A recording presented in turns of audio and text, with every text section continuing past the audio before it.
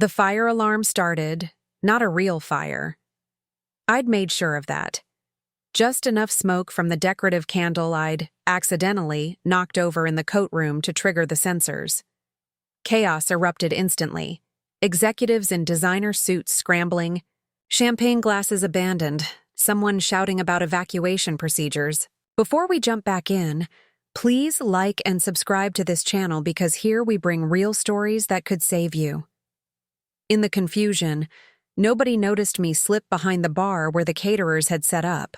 Nobody saw me switch out the presentation, remote on the podium, the one my husband Derek was supposed to use for his big announcement, with an identical one I'd programmed myself. They evacuated the entire 23rd floor in 8 minutes. Impressive, really. By the time we were all standing on the sidewalk below Hexagon Consulting's glass tower, Derek was furious. "Unbelievable," he muttered, checking his Rolex. 20 minutes until my presentation and we're standing on the goddamn street. I rubbed my arms against the October chill, watching him pace. Around us, his colleagues chatted nervously, some making jokes about fire drills, others checking their phones. Derek's boss, Patricia Volkov, chief operating officer, and the woman, who actually ran Hexagon while the CEO played golf, stood near the building entrance, speaking quietly with security. "Maybe it's a sign," I said softly. Derek barely glanced at me.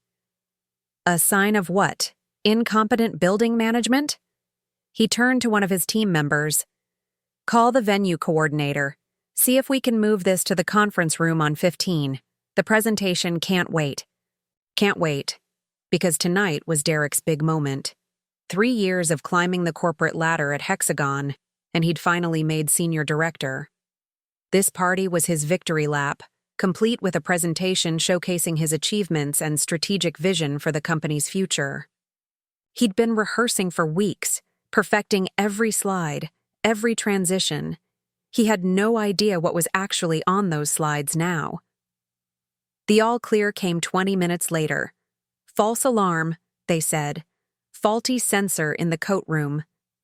Everyone filed back. Inside, slightly disheveled but eager to resume the celebration. The catering staff scrambled to refresh drinks and appetizers while the AV team ran last-minute checks on the equipment. I excused myself to the restroom, my heart pounding so hard I could hear it in my ears. In the mirror, I looked pale but composed. Navy dress, simple jewelry, hair pulled back in a neat bun. The kind of outfit that made me invisible at these corporate events. That was intentional. Everything tonight was intentional. When I returned to the main room, the lights were dimming. Derek stood at the front near the projection screen, microphone in hand, his smile confident and bright. Patricia sat in the front row, tablet in her lap, her expression neutral but attentive. Around the room, about 40 people had gathered. Senior, management, Derek's direct reports, a few clients and spouses like me who'd been invited to witness their partner's success. "Thank you all for being here," Derek began, his voice smooth and practiced. "Tonight is about celebrating not just my promotion, but the incredible team that made it possible. 3 years ago, I joined Hexagon with a vision. I tuned out his opening remarks. I'd heard them before during his rehearsals. Instead, I focused on breathing steadily, keeping my expression pleasant and supportive. The devoted wife, proud of her successful husband. Derek clicked the remote. The first slide appeared. His name, his new title, the Hexagon logo. Professional, polished. He clicked again. The second slide was supposed to show his career trajectory, previous positions, key achievements, growth metrics. Instead, it showed a screenshot of an email, dated 4 months ago, from me to the office of the registrar at Stanford University, requesting confirmation of Derek Patterson's MBA degree. Derek froze. His finger was still on the remote button, but he didn't click. He just stared at the screen, the color draining from his face. The room went quiet. People leaned forward, squinting at the text. I watched Patricia's eyes narrow as she read. "What is this?" Derek's voice came out hoarse. He clicked frantically, trying to advance to the next slide. It got worse. The third slide showed Stanford's response. We have no record of a Derek Patterson completing an MBA program at Stanford University between 2015 and 2019, or at any other time in our institutional history. Someone gasped. Whispers rippled through the audience. This isn't. Derek fumbled with the remote. Someone tampered with my presentation. This isn't what I... The fourth slide appeared. A photograph of a document. Derek's Stanford diploma. The one that hung in his home office. The one he'd proudly displayed during job interviews and networking events. Next to it, a nearly identical diploma. Same font, same seal, same layout. Except the second one had a watermark across it. Novelty degree, for entertainment purposes only, $299.95. Oh my God, someone whispered. Patricia stood up. Stop the presentation. But Derek was still clicking, as if he could somehow skip past the evidence to whatever slides were supposed to come next. Each click only made things worse. Slide 5. Screenshots of text messages between Derek and someone named Tony D discussing diploma quality and rush shipping before interview. Slide 6. Derek's original employment application to Hexagon, with the section about his Stanford MBA highlighted. Slide 7. Excerpts from the company handbook, specifically the sections about falsifying credentials and grounds for immediate termination. Turn it off, Derek shouted, throwing the remote. It clattered across the floor. But the presentation continued on a timer now. Slide after slide of meticulous documentation. My documentation. 4 months of research, verification requests, private investigator reports, and evidence gathering. Slide 8 showed Derek's undergraduate degree, also fake, from a diploma mill that had been shut down by the FTC. Slide 9 displayed a timeline of his actual education, 2 semesters at community college, 2013-2014, before dropping out. Slide 10 was a chart comparing Derek's claimed credentials against his actual education, with bold red X's over every lie. The room was completely silent now, except for the soft hum of the projector. Every eye was on the screen, then on Derek, then back to the screen. Patricia had her phone out, already typing furiously. I stood near the back, my hands clasped in front of me, my face carefully neutral. Inside, my heart raced. This was it. The moment I'd been planning since I found those first suspicious documents in his desk drawer. Since I'd started questioning the man I'd married 6 years ago. Since the night, 2 months ago, when we'd been in this very building for a different corporate event, and Derek had introduced me to Patricia Volkoff with those 8 words that had shattered whatever remained of my loyalty to him. This is my wife, Vanessa. She's currently unemployed. Not, this is Vanessa. She worked for the FBI. Not, this is my wife. She had to retire due to a medical condition. Not even, this is Vanessa. She's exploring new career opportunities. Just unemployed. Said with a little laugh, a slight apologetic shrug, as if I were an embarrassing burden he had to explain. Patricia had given me a sympathetic smile. The job market can be tough. And Derek had nodded. Tell me about it. She's been looking for almost 4 years now. At this point, I keep telling her maybe she should lower her standards. Pride only gets you so far, you know. I'd smiled through it, nodded, played the part of the understanding wife who knew her husband was just being realistic, just looking out for her. But something had broken inside me that night. Because Derek knew the truth. He knew I hadn't been unemployed by choice. He knew about the chronic migraines that had ended my career as a forensic accountant with the FBI. He knew about the disability, payments, the medication trials, the specialist appointments. He knew that unemployed wasn't the right word. Medically retired was.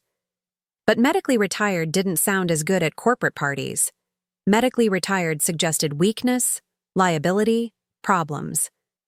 Much easier to tell people his wife just couldn't find work.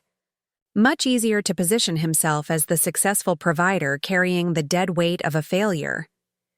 And once I'd started really looking at Derek, really examining the man I'd married, I'd found the cracks. Small ones at first. Vague stories about his time at Stanford that never quite added up. References to professors whose names didn't appear in the business school directory. A complete absence of graduation photos, yearbooks, or alumni connections. Then I'd found the receipt. Tucked in an old box of files he'd asked me to organize, buried under tax documents and utility bills. A receipt from Premium Diplomas and Certificates for $649.99. 2 items, MBA Diploma Package and BA Degree with Honors. I'd stared at that receipt for 20 minutes, my hands shaking, before I'd finally accepted what it meant. My husband was a fraud. Everything he'd built, his career, his reputation, his success, was constructed on lies. And he'd built it while making me feel worthless, while diminishing my actual achievements, while using my medical condition as a punchline. The presentation ended. The final slide was simple, just text on a black background. The truth always comes out. Eventually. Patricia stood up, her voice cutting through the stunned silence. Everyone, I apologize for this disruption. The party is over. Please collect your belongings and exit in an orderly fashion. She turned to Derek. You, my office, now. Patricia, I can explain. No explanation will change what I just saw. Her voice was ice. You falsified your credentials to obtain employment at this company. That's fraud, Mr. Patterson. Legal will be involved, HR will be involved, and you should probably start looking for an attorney. Derek's face crumbled. He looked around the room desperately, as if someone might defend him. Nobody met his eyes. Then his gaze landed on me, standing quietly in the back. You, he breathed. You did this. I didn't answer. I just held his gaze, letting him read everything in my expression. All the humiliation he'd heaped on me. All the times he'd introduced me as his unemployed wife to colleagues. All the dinner parties where he'd made jokes about my failure to launch, while I smiled and pretended it didn't cut me to the bone. Security will escort you out, Patricia said, her voice like ice. HR will contact you tomorrow about the termination process. And Derek? Our legal team will be in touch. We take fraud very seriously. 2 security guards I hadn't noticed before stepped forward. Derek looked between them and Patricia, realization finally settling over his features. This was real. This was happening. His career, his reputation, everything he'd built on lies. It was crumbling right in front of 40 witnesses. Wait, he said, his voice breaking. Patricia, please. I've been good at my job. Results matter, right? I've brought in clients. I've increased revenue. You obtained your position through criminal fraud, Patricia interrupted coldly. Nothing else matters. You're done here. The security guards moved closer. Derek tried one more time to catch my eye, but I'd already turned away, gathering my coat from the rack by the door. I could feel the stares of the other guests, could hear the urgent whispers starting up, but I kept my expression calm. Blank even, I'd expected to feel triumphant, vindicated. Instead, I just felt tired. The elevator ride down was long and silent.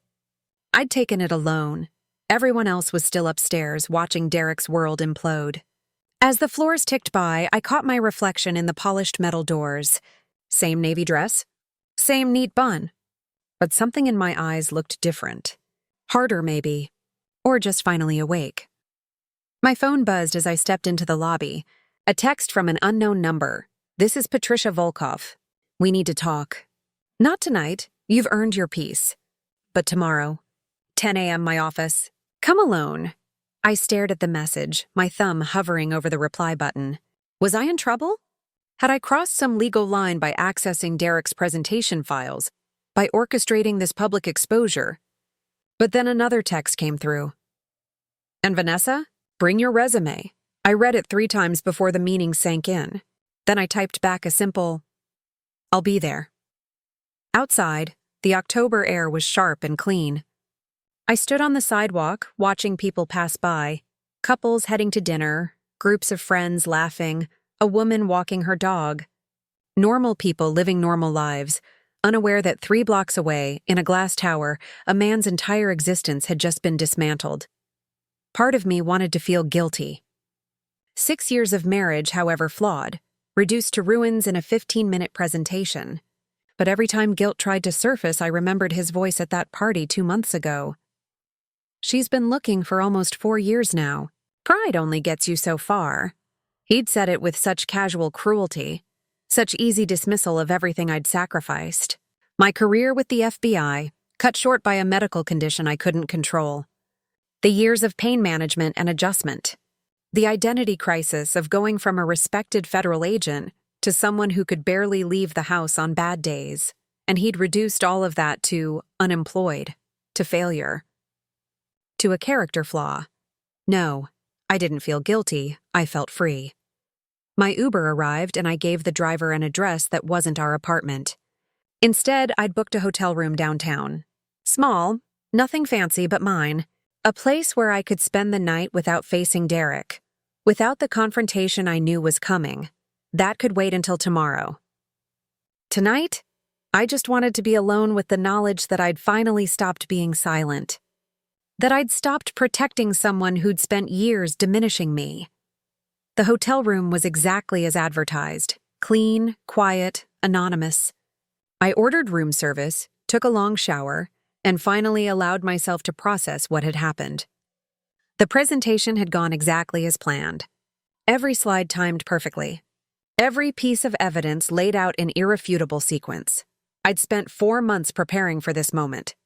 4 months of late nights researching, of carefully gathering documentation, of finding that tech consultant who'd helped me access the presentation system without raising suspicion. 4 months of playing the dutiful wife while plotting the destruction of my husband's fraudulent career. And in 15 minutes, it was done. My phone buzzed again. This time it was Derek. I almost didn't answer, but curiosity got the better of me. "Where are you?" His voice was rough, like he'd been crying. "Does it matter?" "Vanessa, please. We need to talk about this." "I can explain." "There's nothing to explain, Derek. You lied about your education. You built your entire career on fake credentials. Those aren't allegations or misunderstandings. They're facts. I was going to tell you." The words came out desperate. I needed to get established first. I was going to go back to school, get a real degree. When? After 10 years of marriage? 20? Were you ever planning to tell your employer? Or were you just going to keep living the lie forever? Silence. "That's what I thought," I said. "Why did you have to do it like this?" His voice turned angry now. "You humiliated me in front of everyone. You destroyed my career, my reputation. You could have just talked to me. I did talk to you." My voice was steel. 2 months ago at that company event, remember? When you introduced me as your unemployed wife. When you told your boss I should lower my standards. That's what this is about? You destroyed my life because of a few careless words? No, Derek. I destroyed your lies because you spent years destroying my dignity. There's a difference. I hung up before he could respond and blocked his number immediately. Whatever he had to say, I didn't need to hear it. The next morning, I arrived at Hexagon at 9:45 a.m. The building looked different in daylight, less intimidating, more mundane.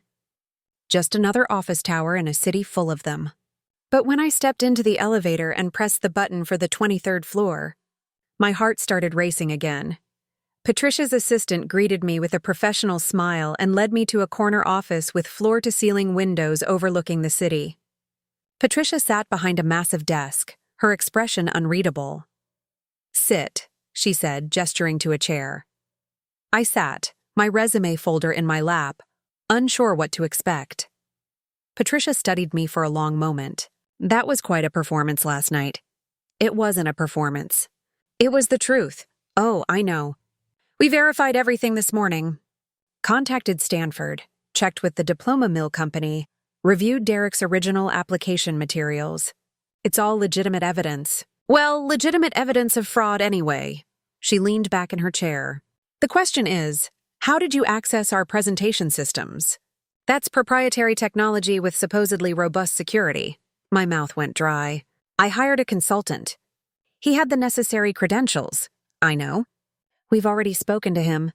He's quite upset, actually. Didn't realize he was being used as an accomplice to corporate sabotage. Patricia's expression remained neutral. Technically, what you did was unauthorized access to company systems. We could press charges. My hands tightened on the arms of the chair. Then Patricia smiled. Slightly, but genuinely.